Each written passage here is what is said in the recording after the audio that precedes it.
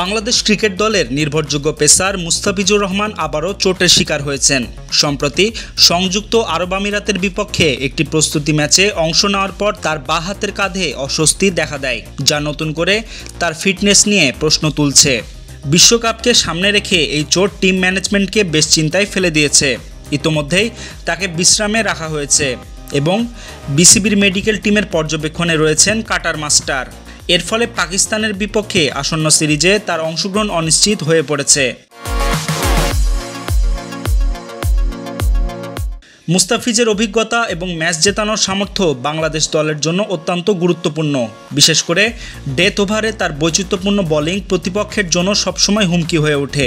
চোটের কারণে যদি তাকে না পাওয়া যায় তাহলে দলের ভারসাম্য রক্ষা করাটা বড় চ্যালেঞ্জ হবে। ভক্তদের মাঝেও তৈরি হয়েছে উৎকণ্ঠা।